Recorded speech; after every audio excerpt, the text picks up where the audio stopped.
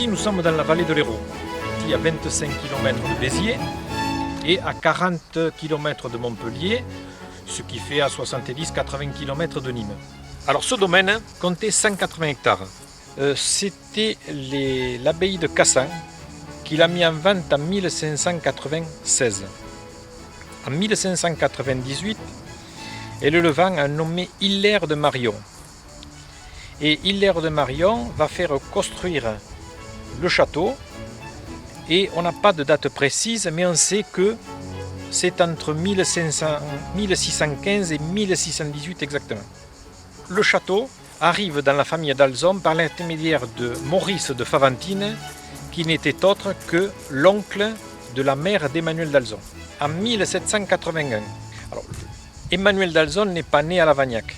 Emmanuel d'Alzon arrive ici en 1816, à 6 ans. Comment sa jeunesse C'était un garçon qui était très remuant, qui faisait pas mal de blagues, y compris donc à son précepteur l'abbé Bonnet, dans lequel une fois il avait mis toute une nichée de hibou dans son lit. C'était un garçon qui aimait la nature, qui était aussi solitaire. On le verra plus tard dans sa chambre. Sa chambre est certainement la chambre la plus isolée du château. Même si ce n'est pas la principale raison, ça montre aussi son caractère. En tout cas, ce qu'on sait, c'est qu'il a été construit donc au XVIIe siècle, au début du XVIIe siècle, et qu'il a subi quelques transformations en fonction des gens qui l'ont habité. Alors notamment les tours. Les tours ont été abaissées au début des années 1930 pour des raisons financières, puisque ça permettait d'éviter de payer la taxe de luxe.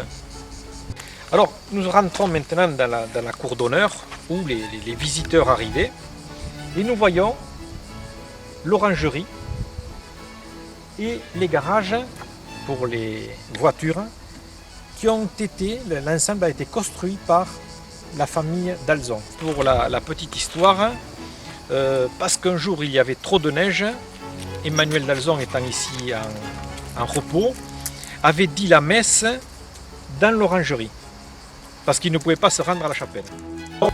Alors ça c'était la cloche lorsque les invités arrivaient, ils venaient là et... Ici nous sommes dans le grand salon. Une fois les invités arrivés, ils venaient dans cette pièce pour attendre le repas. Alors c'était une pièce où il y avait un piano et où on passait même après le repas, où on passait la soirée avant d'aller se coucher. Ici nous sommes dans la salle à manger avec certainement la plus belle cheminée du château, puisque cette cheminée est en bois. En face, vous aviez le bureau du comte Henri Dolan et là-bas, en face, les cuisines. Ici dans le salon bleu, c'est certainement dans cette pièce que le soir du 14 mars 1832, lorsqu'Emmanuel d'Alzon quitte le château pour se rendre à Montpellier au séminaire, ses parents étaient. Ce qui explique qu'ils ne l'ont pas entendu partir. Ce salon bleu a une autre histoire, c'est que pendant la guerre, en 1944, les Allemands ayant occupé le château, il a servi de bureau au colonel. Alors nous sommes ici dans l'atrium, qui était la pièce principale où l'on recevait les visiteurs.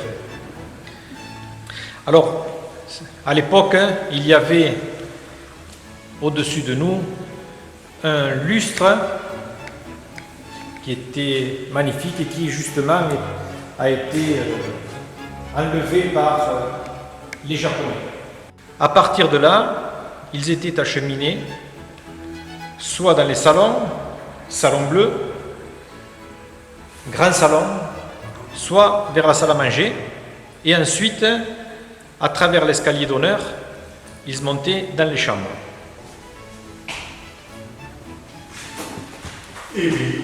On va trouver de la tapisserie et on va trouver de la toile tendue. Là-bas, vous aviez le tableau donc, de votre fondateur, le révérend père d'Alzon. Là. Ici, c'est... C'est une chambre d'angle. C'est des chambres qui étaient un peu plus utilisées que les autres, parce qu'on avait, au début du siècle, placé le chauffage central. Dans toutes les chambres où il y avait des invités, il y avait comme ici un système d'appel avec des sonnettes pour appeler le personnel de service. Une cheminée dans chaque chambre. Regarde les étagères, c'était bibliothèque. Oui, voilà. Et puis, il y a des porte-manteaux. Qui date à l'époque, là, tout ce qui... Ah oui, ça oui. Des placards qui sont souvent cachés par la tapisserie. Ici, là, quelle chambre, là? C'était la chambre de la comtesse.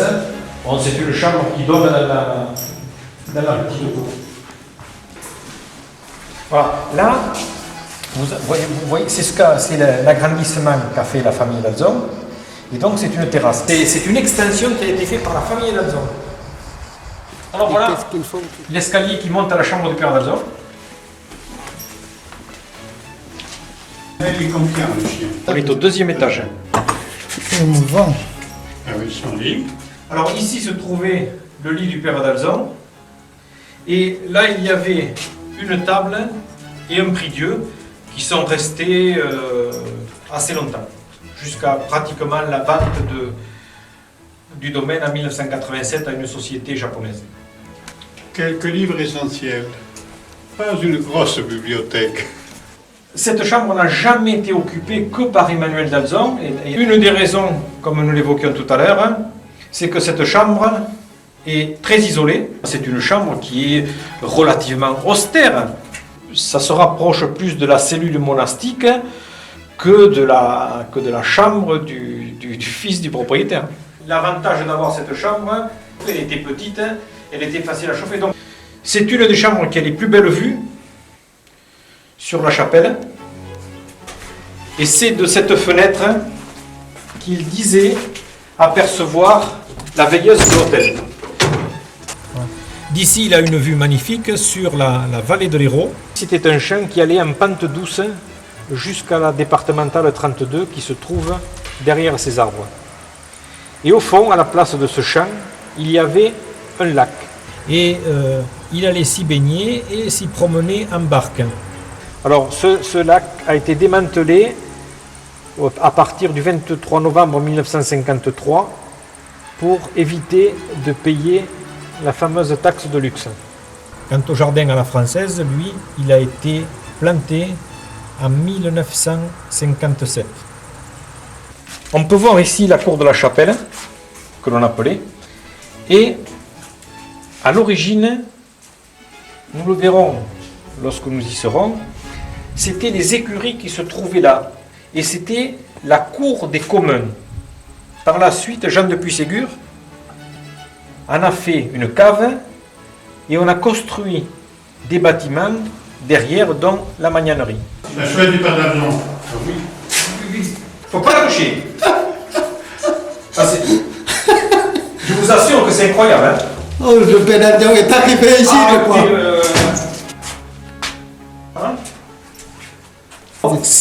Pendant cette visite, on est en train de croiser ce magnifique hibou. Ça rappelle l'histoire de la bande dessinée qui a été faite sur le père d'Alzon et qui disait que lui-même, Emmanuel, enfant, avait glissé une nichée de hibou dans le lit de son précepteur, l'abbé Bonnet, et lorsqu'il était rentré dans le lit, il avait eu toutes les jambes égratignées et toute la famille d'Alzon s'était rendue à son chevet. Vous le dites sérieusement tout ça, hein? Allez. Ah. Quelle belle chapelle, hein? Oui.